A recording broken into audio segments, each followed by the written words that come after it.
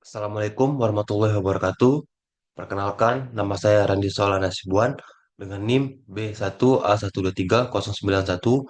Pada kesempatan kali ini, saya akan memaparkan materi mengenai proteksionisme di dalam hukum perdagangan internasional untuk memenuhi tugas perdagangan hukum internasional yang diampu oleh Pak Andi Agus Salim, SH LLM. Selamat menyaksikan. Baiklah, untuk yang pertama, ada definisi dari proteksionisme. Proteksionisme adalah kebijakan ekonomi yang dilakukan oleh suatu negara untuk melindungi industri dalam negeri dari persaingan produk asing. Tujuannya adalah agar produk lokal tetap kompetitif, industri nasional tumbuh, dan lapangan kerja tetap terjaga. Proteksionisme bertolak belakang dengan prinsip perdagangan bebas atau free trade karena lebih mementingkan kepentingan domestik dibanding keterbukaan pasar global.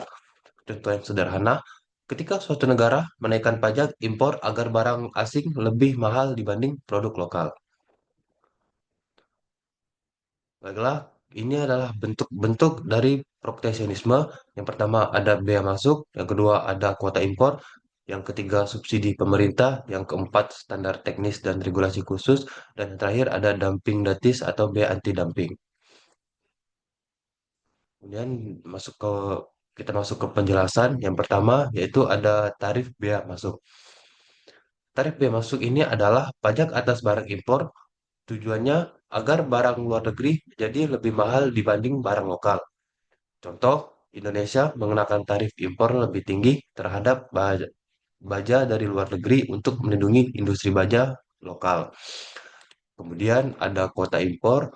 Kuota impor yaitu pembatasan terhadap jumlah barang impor yang boleh masuk ke dalam negeri.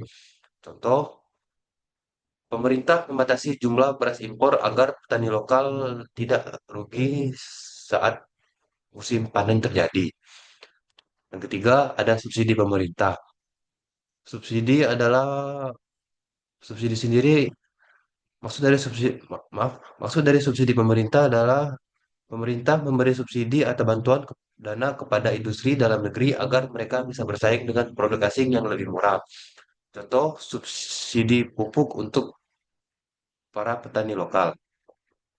Dan yang kemudian ada standar teknis dan regulasi khusus.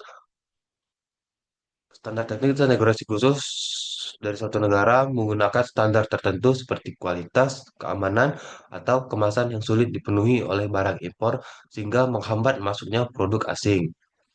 Dan yang terakhir ada dumping gratis atau bea anti-dumping. Maksudnya, ketika barang impor dijual di bawah harga pasar untuk merusak pasar lokal, negara bisa mengenakan bea anti-dumping sebagai bentuk perlindungan tersebut. Kemudian ada dasar hukum. Walaupun perdagangan internasional mendorong keterbukaan pasar, hukum internasional masih memperbolehkan proteksionisme dalam batas tertentu. Adapun beberapa dasar hukum dari proteksionisme ini terdapat di dalam GATT, General Agreement on Tariff and Trade, pasal 20, memperbolehkan pembatasan impor jika untuk melindungi moral publik, lingkungan, atau keamanan nasional. Dan terdapat di dalam perjanjian WTO juga memberikan ruang untuk tindakan perlindungan sementara safeguard saat industri lokal mengalami lonjakan impor yang merugikan. Jadi, proteksionisme bukan tindakan ilegal, tapi harus sesuai aturan main yang disepakati secara internasional. Adapun beberapa alasan negara menerapkan proteksionisme. Yang pertama, untuk melindungi industri baru, infant industri, yang mana industri yang masih berkembang butuh waktu untuk bersaing dengan produsen asing. Yang kedua, untuk menjaga lapangan kerja, karena jika terlalu banyak barang impor, produk lokal kalah bersaing dan bisa menyebabkan PHK besar-besaran. Yang ketiga, untuk menjaga keamanan nasional, karena beberapa sektor dianggap strategis dan tidak boleh tergantung pada negara lain, misalnya pangan atau energi. Dan yang terakhir, menanggapi praktik tidak adil dari negara lain untuk menghindari, maksudnya untuk menghindari kejadian seperti praktik dumping, subsidi besar-besaran, atau manipulasi nilai tukar. Proteksionisme sendiri memiliki dampak positif dan negatif. Adapun dampak positif dari proteksionisme itu, yang pertama, industri lokal bisa tumbuh dan berkembang. Yang kedua, mengurangi ketergantungan terhadap produk asing. Dan yang ketiga, menjaga stabilitas ekonomi dalam negeri. Selain memiliki dampak positif, tentu saja proteksionisme memiliki dampak negatif. Yaitu yang pertama, konsumen membayar harga yang lebih mahal. Yang kedua, kualitas barang bisa kalah bersaing. Dan yang terakhir, berpotensi memicu perang dagang antar negara.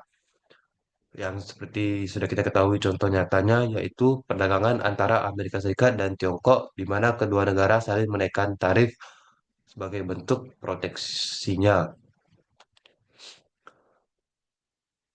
Proteksionisme sendiri memiliki tantangan tersendiri di dalam global dunia, yaitu tantangan utama dari proteksionisme adalah bagaimana menyeimbangkan perlindungan nasional dan kewajiban internasional. Negara perlu melindungi warganya, tapi juga harus mematuhi kesepakatan perdagangan global agar tidak dituntut oleh negara lain. Solusi untuk proteksionisme itu adalah pertama, menggunakan mekanisme dalam WTO dalam menangani sengketa. Yang kedua, menerapkan proteksi yang bijak dan sementara. Dan yang terakhir, fokus pada peningkatan daya saing industri lokal. Kesimpulan dari proteksionisme, jadi proteksionisme dalam hukum perdagangan internasional adalah strategi yang sah, boleh-boleh saja, asal digunakan dengan hati-hati dan sesuai hukum global yang terdapat di dalam pasal 20 GATT. Meskipun mempunyai sisi positif, proteksionisme yang berlebihan bisa merugikan konsumen dan memicu konflik perang dagang antar negara. Baiklah, mungkin itu saja penjelasan dari saya mengenai materi proteksionisme di dalam hukum perdagangan internasional. Jika ada salah kata dan dalam PPT maupun perkataan saya mohon maaf.